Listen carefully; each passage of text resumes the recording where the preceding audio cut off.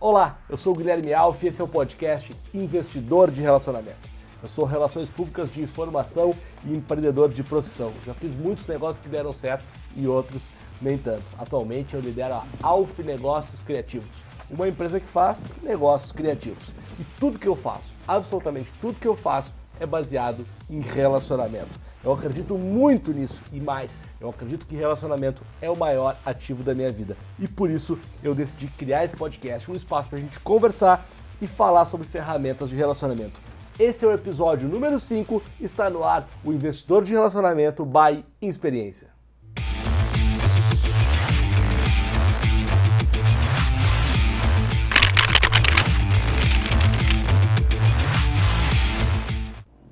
Está no ar o nosso 5º episódio, vocês podem ouvir em todas as plataformas digitais e também podem assistir no YouTube. Claro que é um podcast, claro que ele é áudio, mas por que não deixar as câmeras ligadas e vocês poderem assistir esse podcast, esse 5º episódio do Investidor de Relacionamento by Experiência. E esse é um podcast onde a gente mata a cobra e mostra o pau. Por que eu estou falando isso? Porque eu gosto muito de trazer exemplos práticos de como aplicar as ideias, as ferramentas, os papos que a gente tem de relacionamento aqui. E eu sempre começo contando uma história. E a história de hoje, você que está só ouvindo e não está vendo esse podcast, você talvez acredite menos ainda, mas você que está vendo não vai acreditar que eu já fui um artista, um grande artista do meu bairro, no máximo da minha cidade. Mas enfim, na verdade, a minha história como artista começa em 1998, quando eu fundei a banda Geração Pagode. Isso é um nome maravilhoso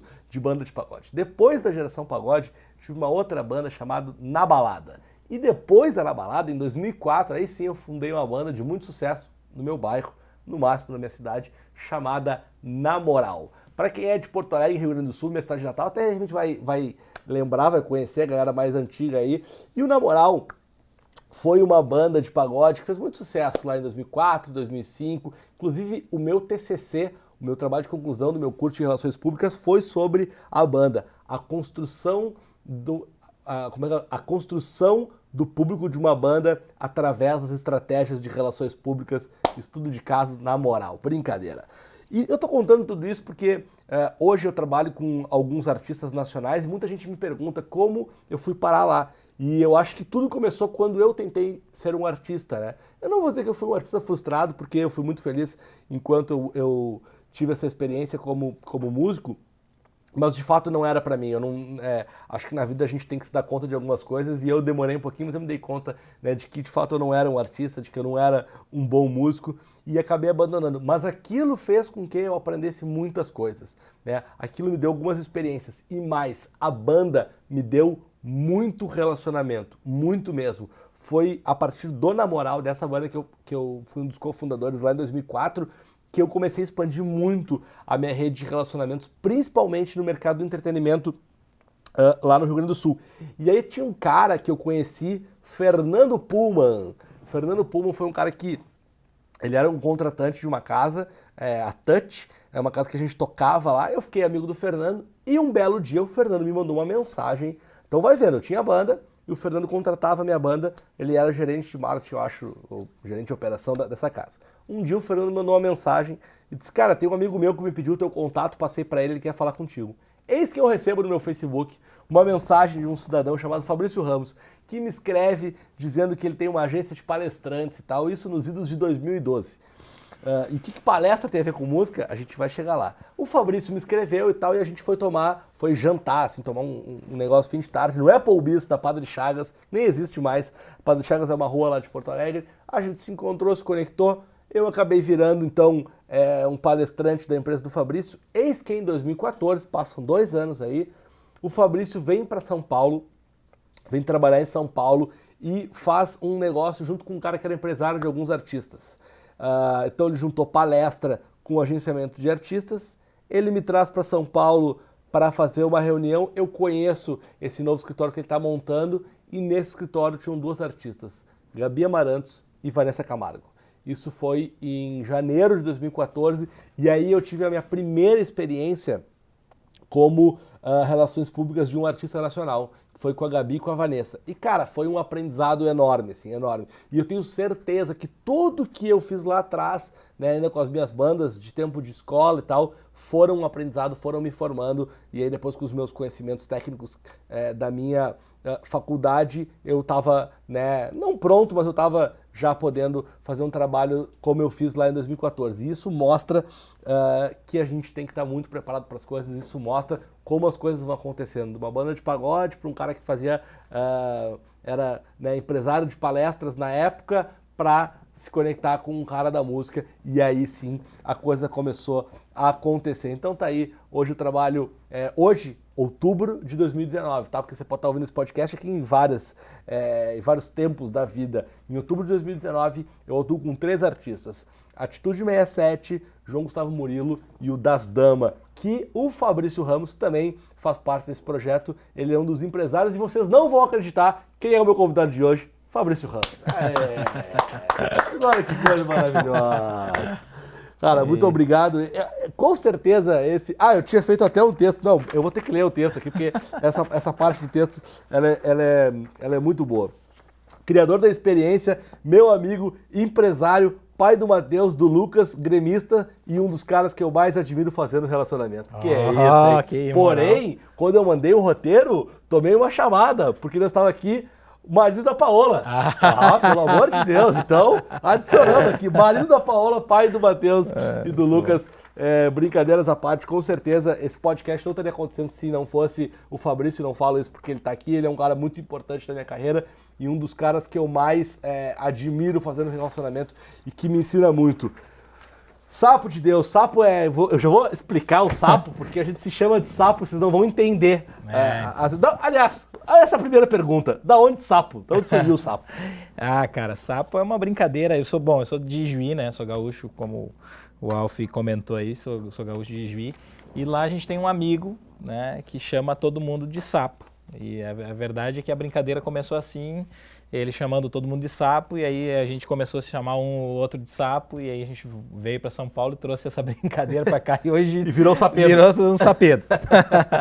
Cara, conta um pouquinho, Fabrício, acho que tu não faz ideia de quantas pessoas me perguntam o que é a experiência. E eu acho que daria um episódio inteiro aqui só pra gente falar do que é a experiência, mas eu queria que tu contasse um pouquinho do trabalho da experiência, do trabalho que tu vem fazendo de compartilhamento de conteúdo de vários formatos. Pô, legal. Primeiro, é um prazer estar aqui, Alf. Acho que eu fico muito feliz em ver, né, os teus projetos, as tuas coisas saindo do papel, acontecendo, e acho que tu, da mesma maneira como tu colocou aí, tu é uma pessoa mega importante na minha trajetória, né, tanto na minha vida pessoal como um amigo que a gente se tornou, quanto na carreira mesmo, né? Acho que um sempre pode ir apoiando o outro, então para mim hoje é muito legal estar aqui vendo mais um projeto teu saindo do papel e podendo contribuir de alguma maneira, né? A experiência eu sempre falo assim que é a tradução, é a forma como materializada da maneira como eu acredito que as pessoas precisam fazer, né, que é compartilhar conhecimento, experiência, para ajudar as outras pessoas, né? Então, assim, a Experiência hoje é uma empresa que ela produz conteúdo, né, com o objetivo de inspirar, porque a gente acredita muito que as pessoas precisam receber, né, inspiração, serem inspiradas e capacitadas, né? Então, educadas. A gente precisa aprender algumas coisas e precisa ser inspirado. Então, a Experiência hoje ela está no mercado fazendo isso, né? A gente recruta pessoas, né, que têm histórias de vida inspiradoras e carreira de profissional de sucesso, né, e para produzir conteúdo com elas e entregar para o mercado com esse objetivo, né, o objetivo de ensinar determinados temas e de inspirar. Então, hoje a gente já está há 12 anos no mercado, né, desde nosso primeiro movimento, são 12 anos, foi lá em 2007. Temos um time com 30 speakers, né, exclusivos, pessoas famosas, pessoas vitoriosas, pessoas com histórias de vida realmente, né, inspiradoras, e a gente tem muito orgulho disso que a gente faz, né? Os formatos, né, a gente entrega esse conteúdo em vários formatos. Entrega em formato de palestra, que é o nosso principal, né, negócio, principal entrega aí já há muito tempo. Treinamentos, programas de desenvolvimento, Em 2019 a gente está entrando agora nesse mercado online, então a gente vai ter soluções também em cursos online, conteúdos para empresas mesmo, né, complementares em vídeo, em e-book, infográfico, então buscando criar maneiras, formatos diferentes, né, mas sempre com esse objetivo, inspirar e educar. Né? E o nosso time hoje ele é formado por pessoas das mais diferentes áreas. Então a gente tem empresários, a gente tem executivos, nós temos atletas, nós temos professores, advogados, né? Relações públicas. Relações públicas, né? Temos temas mais técnicos e temas mais amplos, vamos dizer assim. Agora, você falou que, né, eu já sei, mas o pessoal que está ouvindo o podcast, você é de Juí, uma cidade a quantos? 300 quilômetros de Porto Alegre? 400 quilômetros. 400 quilômetros de Porto Alegre, ou seja, uma cidade bem do interior mesmo. 12 anos depois do que você começou a história, você está aqui em São Paulo. O quanto o relacionamento foi importante para ti nessa jornada? Foi fundamental, né? Tu imagina, a gente iniciou o nosso primeiro escritório, né? A sede do primeiro escritório foi em Juí, né? E foi numa sala, né? na casa dos meus pais. Então, assim, começou tudo muito pequeno, muito simples. E numa cidade, como tu bem colocou, a 400 quilômetros de Porto Alegre. Então, para quem não tem noção, são 5 horas, 6 horas de viagem. Você está no interior do estado, onde a cultura, até para adquirir, né, conhecimento, enfim, há 12 anos atrás era outra. Hoje, né? Hoje ainda é difícil. A gente Sim. sabe que, não é desmerecer, mas a gente sabe que, pelo contrário, né, eu tenho maior orgulho. Mas assim, a gente sabe que nas cidades de interior a gente tem uma dificuldade maior, né? As pessoas têm um ritmo de vida diferente, enfim, tem cultura de investir até dinheiro em outras, o dinheiro e o tempo em outras coisas, né? Então era muito difícil. E você conseguir começar uma empresa dentro dessas condições e um tempo depois estar em São Paulo, né, com um time formado como o que a gente tem hoje, eu acho que o relacionamento foi a base de tudo. Eu diria que nem dinheiro facilitaria tanto, agilizaria tanto como foi a base de relacionamento, né? Está muito bem envolvido na época nos movimentos da universidade lá, promover evento, conhecer gente de fora, enfim, se conectar, né, com o mundo que existia fora de lá, né? E isso foi fazendo com que as coisas fossem andando muito rápido. Então eu sempre falo que o relacionamento foi a base de toda a sustentação, tanto da fase inicial como até onde a gente está hoje, né? Continua sendo. Você tem uma estratégia clara de relacionamento ou é algo mais orgânico assim? Eu acho que sempre foi orgânico, acho que já nasceu isso, né? A gente já nasceu assim, eu principalmente, né, na condição das coisas. O relacionamento está na agenda, está na pauta, mas depois de um tempo a gente vai pensando mais estrategicamente, né? E eu acho até que depois de um tempo, até em função de tempo, a gente precisa ser estratégico, né? A gente precisa ter um pouco de visão. Então, no início, foi muito orgânico, cara, foi natural, né? As coisas foram acontecendo naturalmente, mas depois de um tempo você começa a ver que você precisa buscar um perfil de pessoa assim, você precisa se aproximar de um cliente tal, e aí tem um penso por trás, né? Hoje, obviamente, isso existe e tem um plano, mas eu acho que também quem já nasce com isso, né, já ajuda bastante, porque o início, lá atrás, se eu não fosse cara de pau, metido, de correr atrás, de bater na porta, de fazer, nada teria acontecido, né? Você trabalha com vários nomes, né, midiáticos, esportistas, artistas, grandes empresários. Hoje você tem uma rede de relacionamento muito ampla, principalmente por estar aqui em São Paulo, e eu acho que relacionamento gera relacionamento, né? Sim, com certeza. Mas quem foi o primeiro cara que tu te relacionou assim e que te marcou? Tá, eu tenho três pessoas, na verdade, né, em contextos diferentes que me ajudaram muito em relação a isso. Mas respondendo a tua pergunta, né, o primeiro foi o Tedi Correia.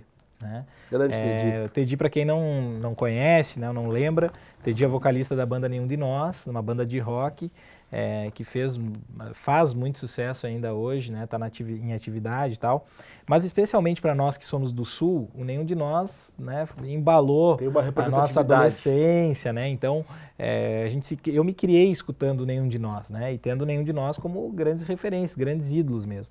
E aí entra uma questão interessante, né, logo quando eu montei a empresa, eu acredito que em 2008, 2009, eu reencontrei um amigo meu que tinha sido meu professor de cursinho pré-vestibular, tá? E que tinha ficado meu amigo, né? Aí entra o ponto, tal. A gente se encontrou num evento e ele falou, pô, Fabrício, e aí, como é que tá a vida? O que tá fazendo?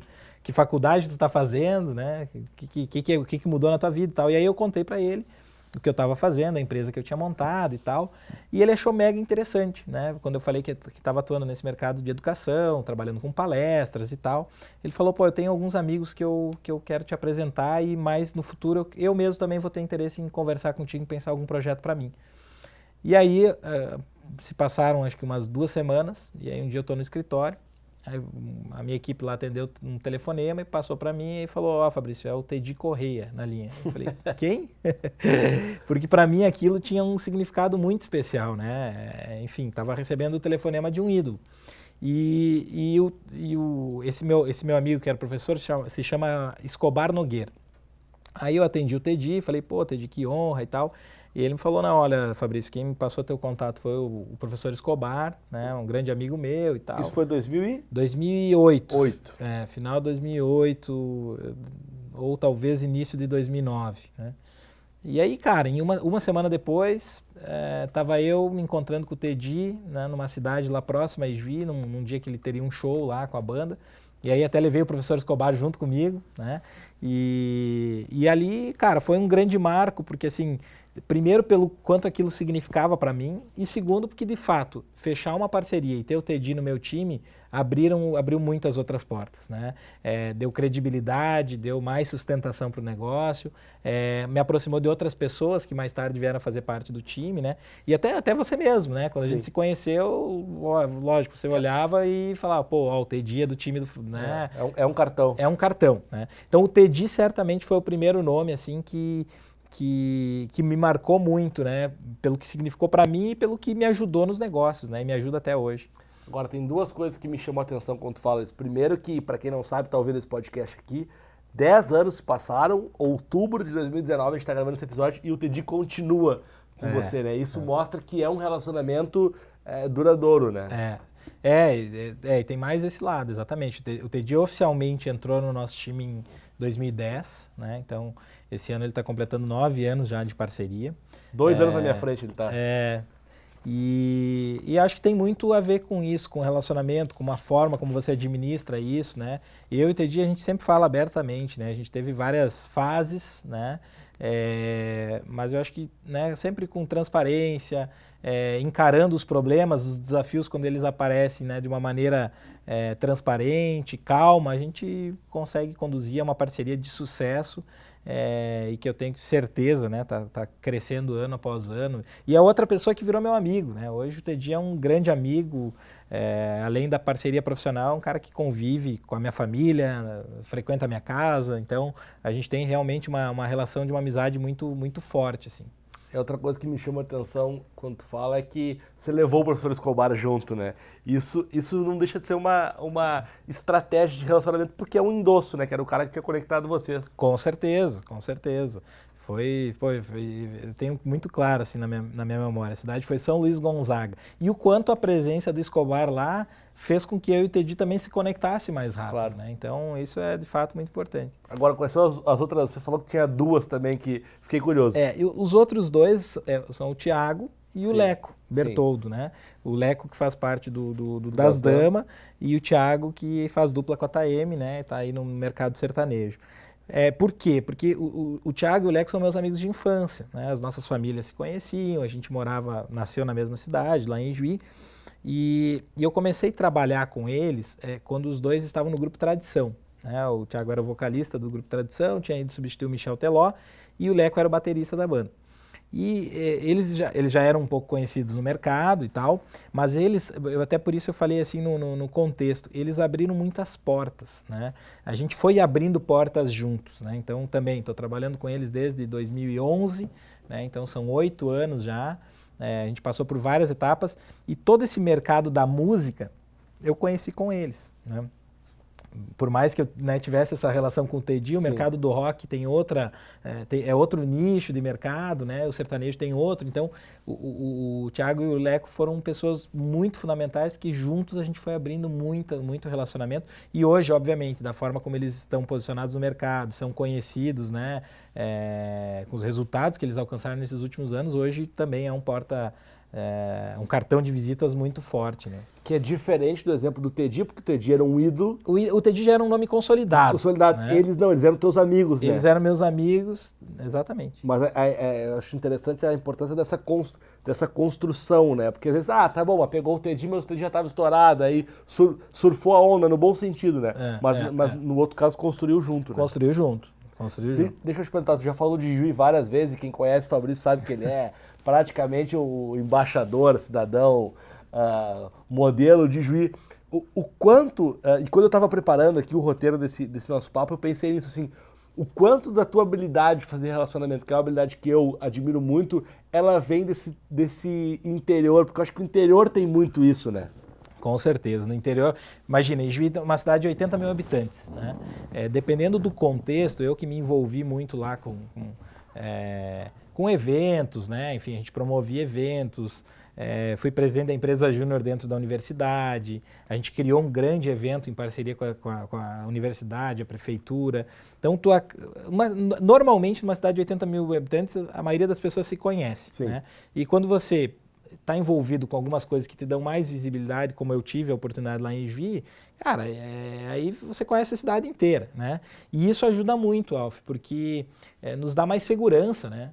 Então o interior tem isso. Eu brinco que aqui em São Paulo, a maioria das pessoas não conhece o vizinho, né, da porta da frente, ou no máximo, oi, bom dia, boa tarde. E em Juí, uma cidade como Juí, não. Você sabe com quem você está falando, você chama pelo nome, você sabe com que a pessoa trabalha, você tem essa cultura muito diferente. E isso certamente ajuda muito nessa parte de relacionamento, né? Então, talvez aí é onde a gente desenvolve essa característica de não ter medo, de ir para cima mesmo, de buscar, sabe? O interior deu isso. E é engraçado porque é uma das coisas que eu mais sinto falta.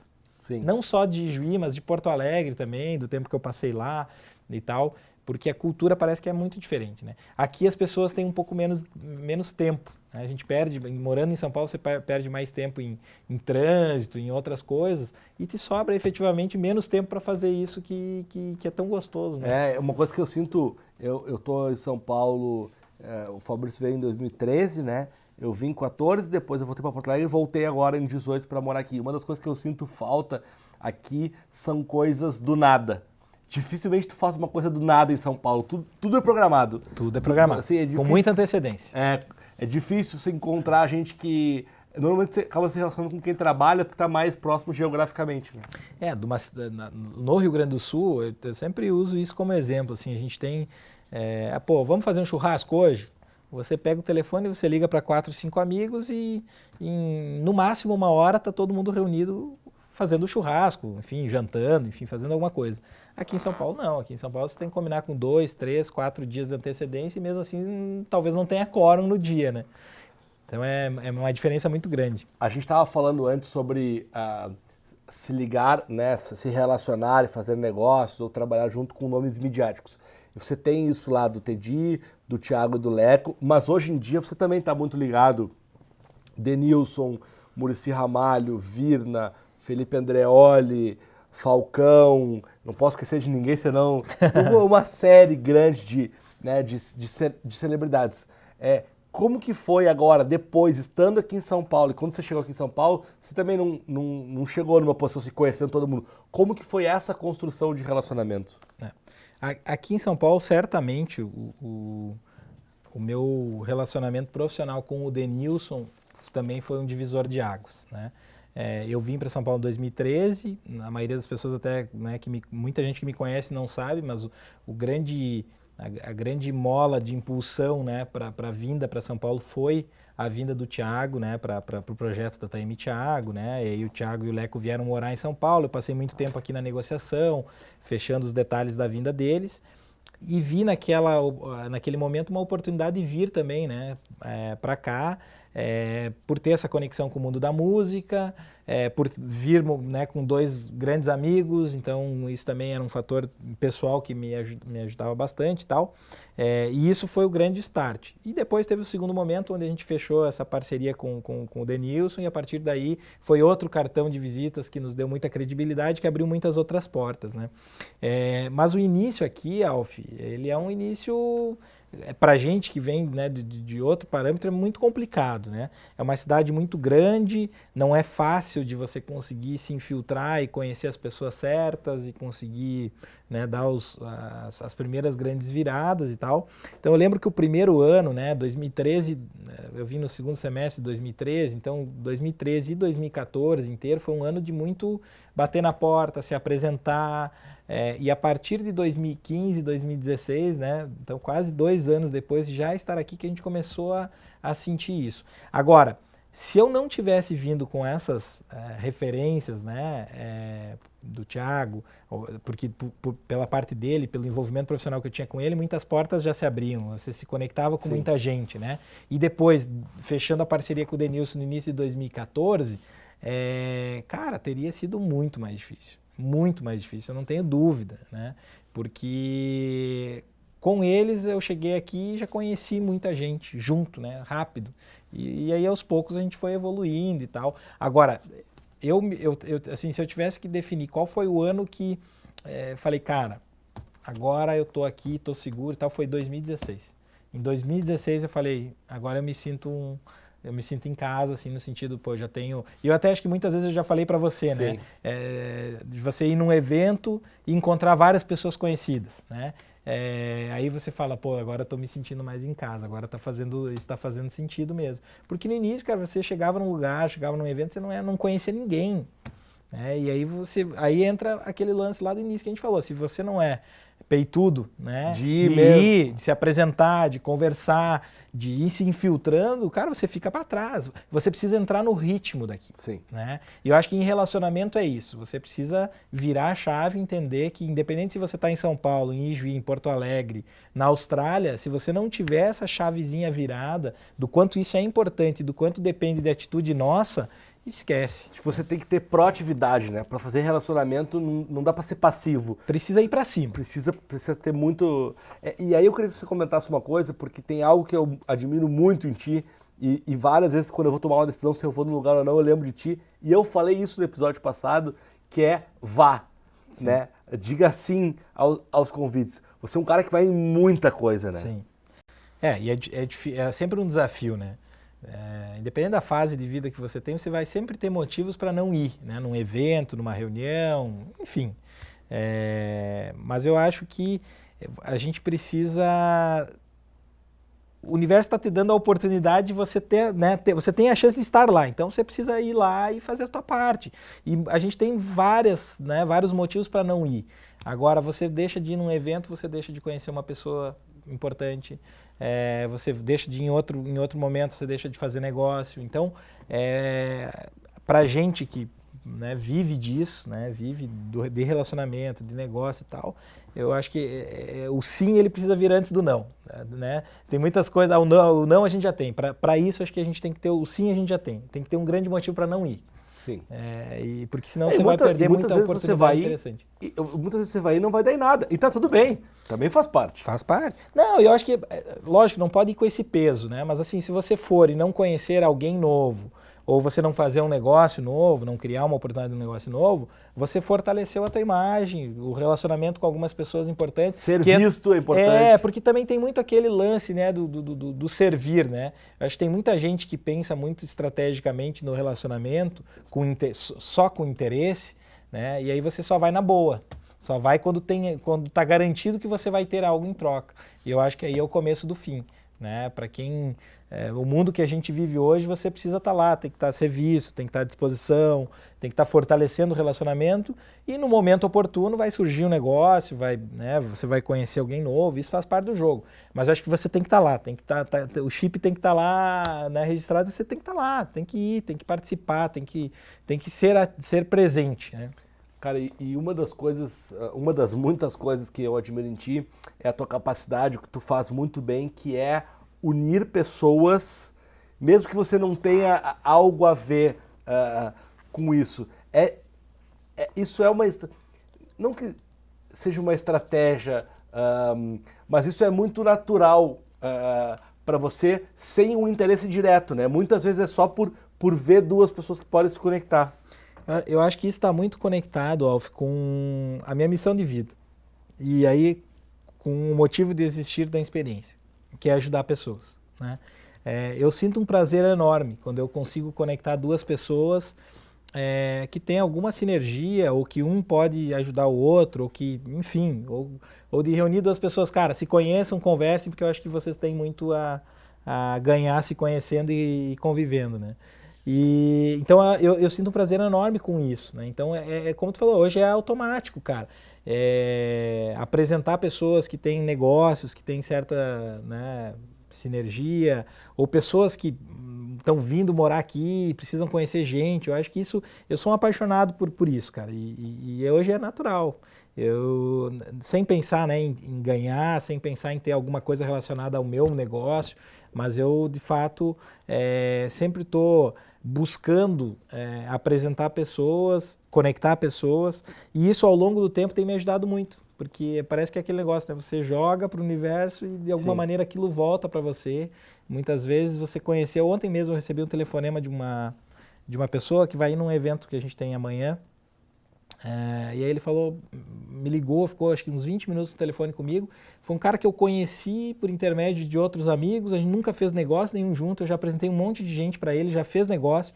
E aí ontem ele me ligou e falou, pô, Fabrício, amanhã eu vou levar junto uma pessoa comigo que eu quero te apresentar, porque eu acho que tem uma puta sintonia com o teu negócio, contigo e tal. Então é isso, de certa maneira é isso, quando você faz sem querer algo em troca, né, automaticamente, de alguma forma, volta pra gente, né? Eu acho que é muito, muito isso, né? O que eu estou tirando desse papo aqui é que a importância da proatividade, né? As pessoas falam, não, porque eu preciso que a energia me ajude, mas você precisa provocar essa energia também, você precisa entregar algo para o universo para devolver na mesma moeda. Agora, a gente falou bastante de celebridades e de atitudes, mas eu queria agora levar o papo para outro lado, que é a tua relação com as marcas, né? Uma marca que compra uma palestra da experiência, que faz um projeto com a experiência, que compra uma campanha com o Denilson. Como é esse relacionamento com o CNPJ e não com pessoa física? A gente fala o relacionamento com o CNPJ, mas o CNPJ é formado por pessoas, né? Então, eu acho que eu sempre procuro diferenciar as coisas. Para o CNPJ, você tem que entregar. Com o CNPJ, você tem um compromisso, né? Ele está te remunerando X e você tem que entregar Y. E eu acho que o relacionamento com a marca é esse. A minha fórmula se o meu combinado com a marca é entregar Y, eu vou tentar entregar 2Y. Né? Eu vou tentar ir um pouco além do que está lá no contrato. Né? E aí você pode entregar mais de várias formas. Né? Com agilidade, com competência, com indicadores mesmo, né, a mais.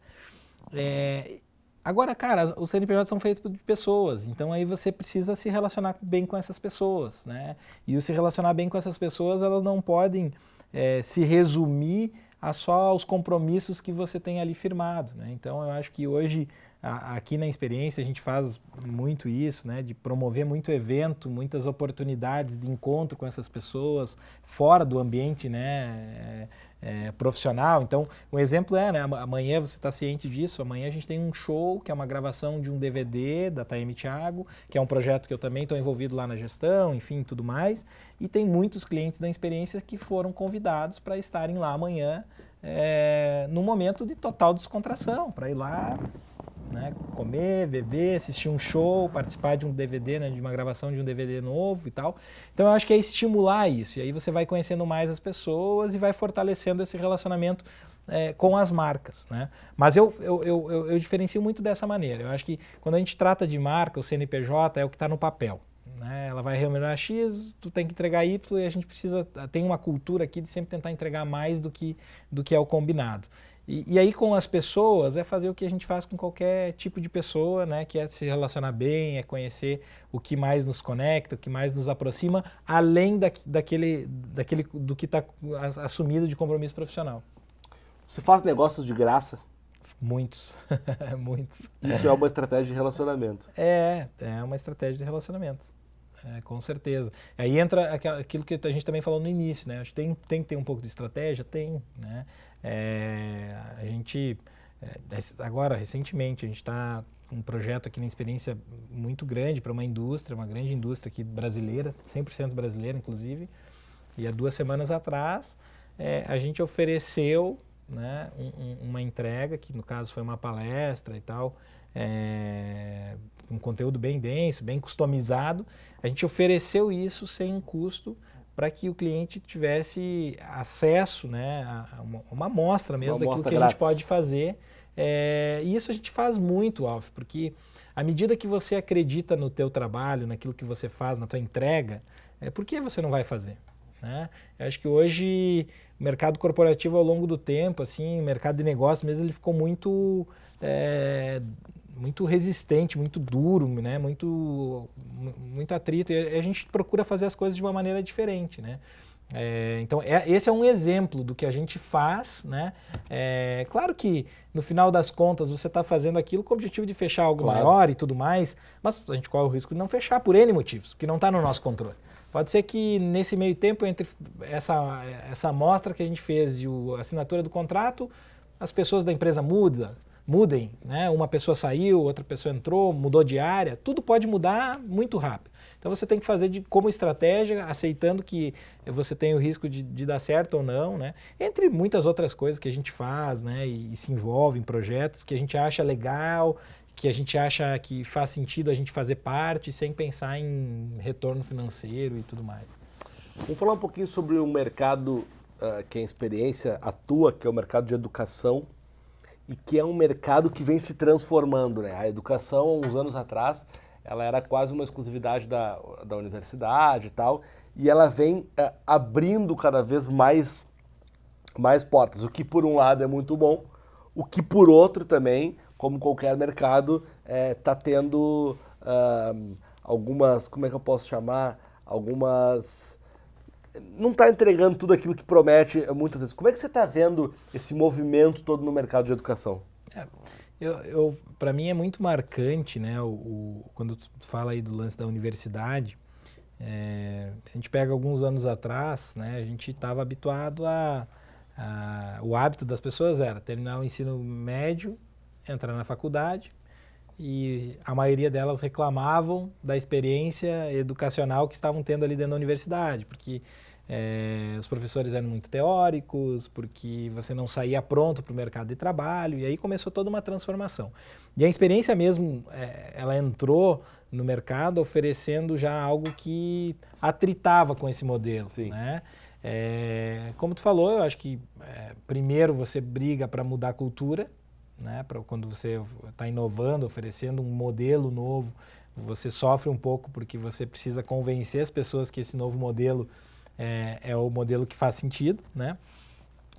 E depois você sofre com o desafio que é ter muito concorrente e aí no meio de tudo isso tem muita coisa de qualidade, mas também tem muita coisa que deixa muito a desejar e compromete todo um movimento que está acontecendo, né? Mas eu acho que a gente nunca viveu um momento com tanta oportunidade no mercado de educação, né? As pessoas, os mais jovens, estão nascendo já com isso muito presente, né? A vontade de aprender e de não só nos métodos tradicionais, na faculdade e tudo mais. Então está consumindo muito, né, conteúdo. Tem uma oferta de conteúdo em formatos que a nossa geração não teve, né? Na adolescência e tudo mais.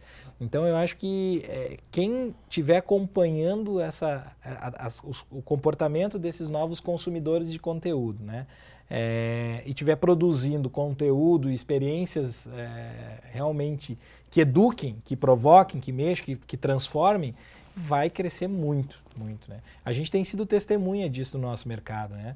Eu sempre falo que no mercado de palestras, por exemplo, eu comecei quando o tempo médio de uma palestra era 2 horas, né?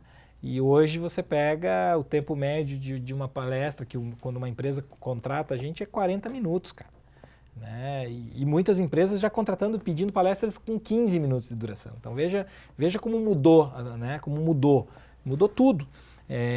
Os formatos, a entrega de conteúdo, o perfil, né? Que daí também vem muito de encontro com o que a gente oferece para o mercado, um perfil menos teórico, mais prático, né? Que tem experiência prática sobre aquilo que fala, experiências. As pessoas hoje querem ouvir experiências, cases reais, histórias reais, o que deu certo, o que deu errado. Não adianta vir aqui contar só o que deu certo, né? Só as vitórias. Não, cara, e aí, o que deu errado?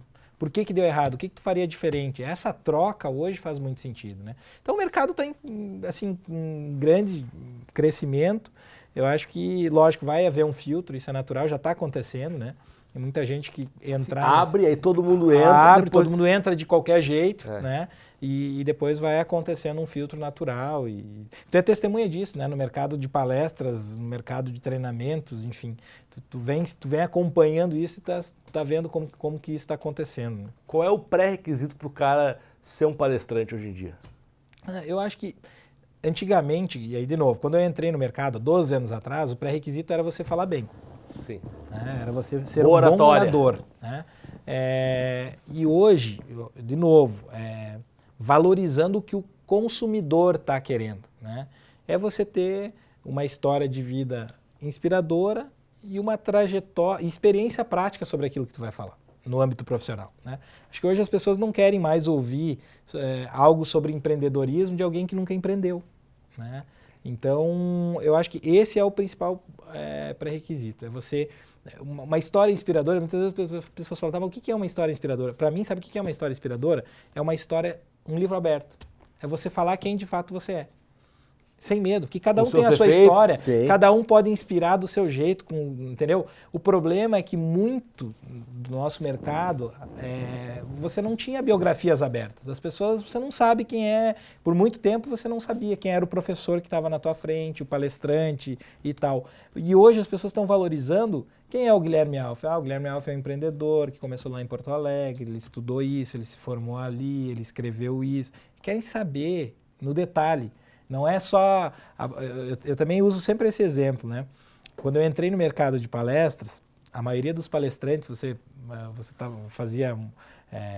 enfim, mestre de cerimônias ia apresentar um palestrante no evento. A apresentação era assim, Guilherme Alf, palestrante, escritor, professor e empresário. Era essa a apresentação, né? Hoje...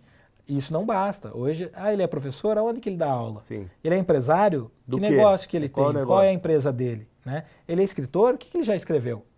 Né? Então, assim, para mim o pré-requisito é isso. É você ter uma biografia hoje aberta e ter experiência prática sobre o que fala. Independente se você é um grande case de sucesso, um grande case de fracasso, né? Eu acho que a gente pode aprender com viés totalmente diferentes, né?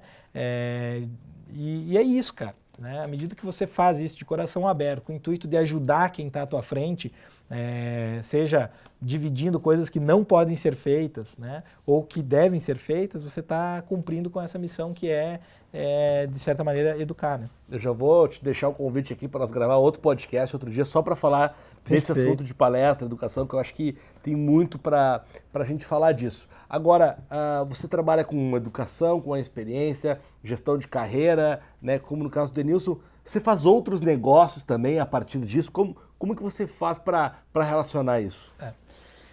Eu também tive algumas fases, tá, Alf? Porque eu sempre falo que esse meu negócio também, a experiência, ela é um negócio que abre muitas portas, porque acaba me conectando com pessoas das mais diferentes áreas e o tempo vai passando e as oportunidades vão surgindo todo dia, oportunidades novas, né? Principalmente de você entrar em sociedades, desenvolver negócios novos e tal. Então eu tive uma primeira etapa onde eu queria fazer parte de tudo, né? Não queria deixar nenhuma oportunidade passar.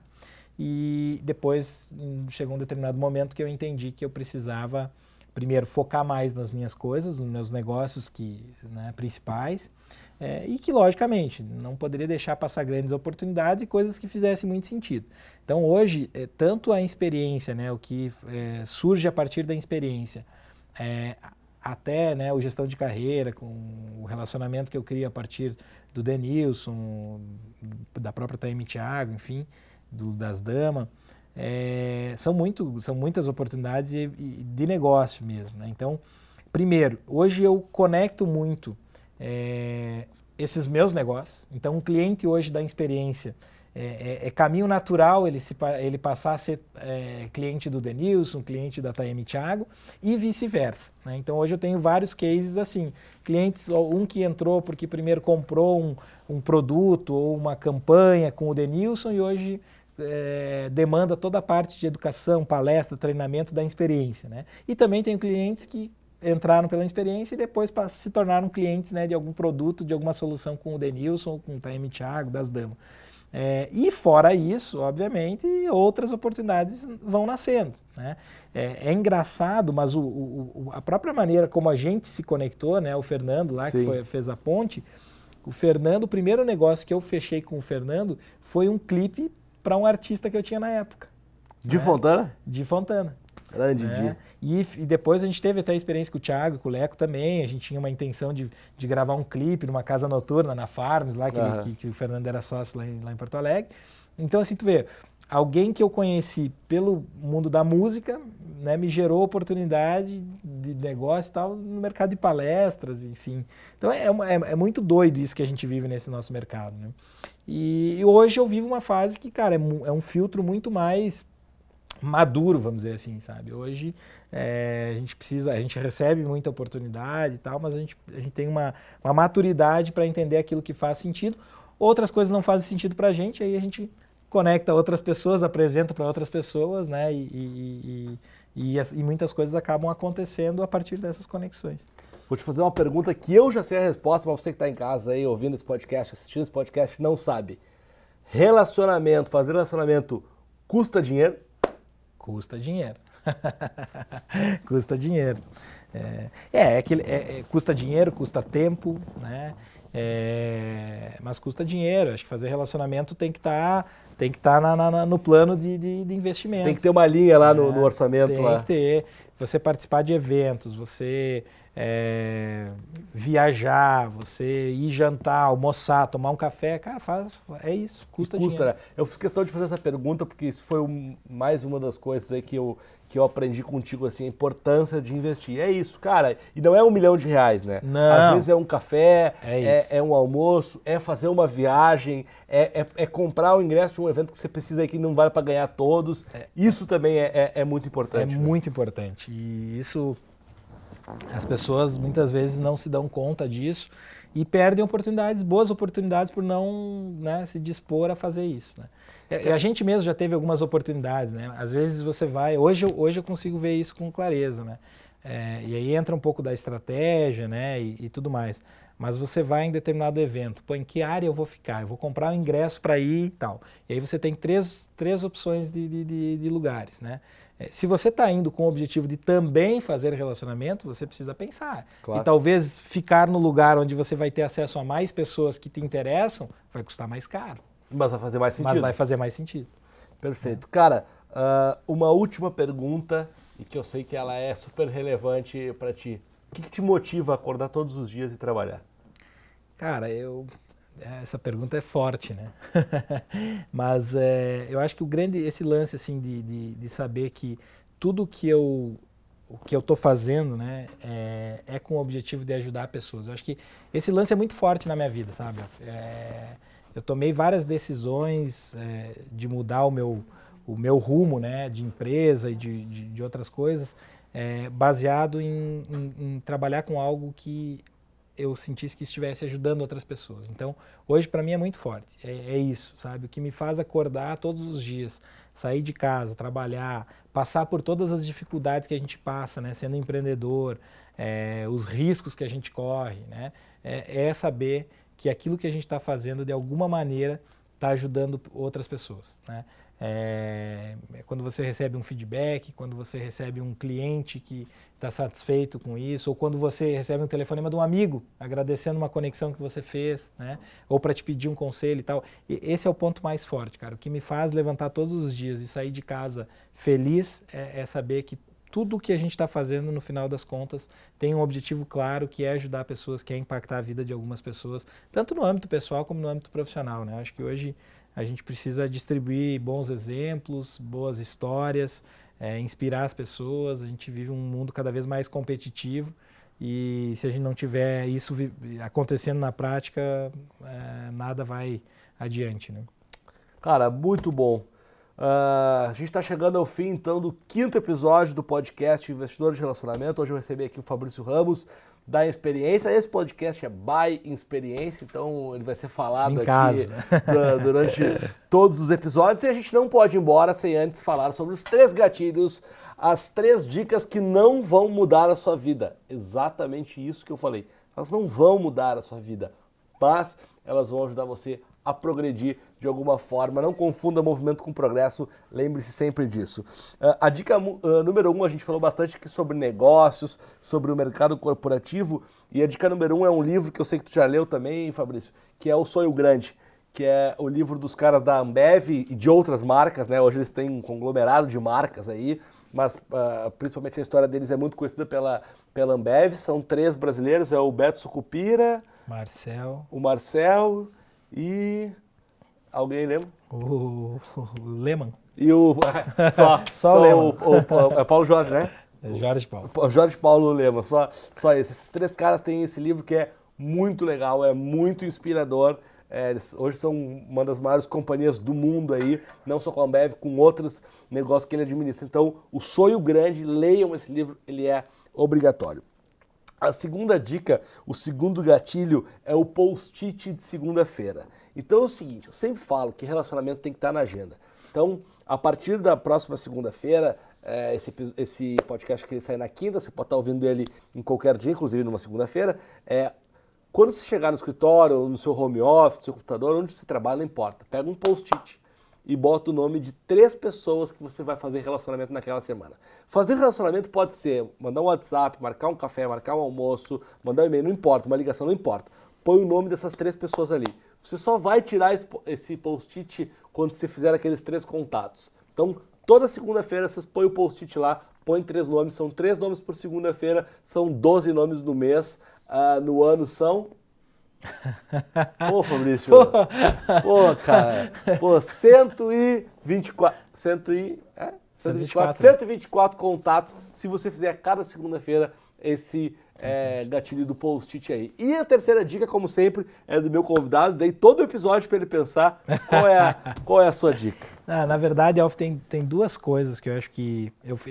quando tu sugeriu uma leitura, tem um livro que está sendo muito marcante para mim nas últimas semanas, depois da leitura dele, e que eu queria deixar como uma dica, uma sugestão. E se tu me permitir, foi algo até que eu aprendi contigo em relação a relacionamento, né? Então vou começar por isso, depois finalizo com o livro. O lance de você ter o relacionamento na agenda é fundamental, né? E você aí está falando do post-it, de você ter e fazer isso toda semana e tal, mas eu queria deixar como dica, porque é algo que hoje é o que tem mais funcionado para mim. Eu vou te dizer que isso eu tenho aplicado há 1 ano pelo menos, e foi contigo que eu aprendi, que é visitar pessoas, tá? Eu acho que o telefonema, o WhatsApp, tudo é muito importante. O telefonema mesmo, a gente sabe que hoje é algo já não tão normal, né? Já é diferente. Mas para mim, há quase 1 ano, eu tenho dedicado, nem uma semana eu deixo passar sem ir tomar café com alguém, não é visitar algum cliente que você vai fazer negócio. Sim. É ir tomar o café com alguém para você conversar, bater um papo. Vamos botar o papo em dia. Botar o papo em dia. Cara, isso tem sido assim muito enriquecedor.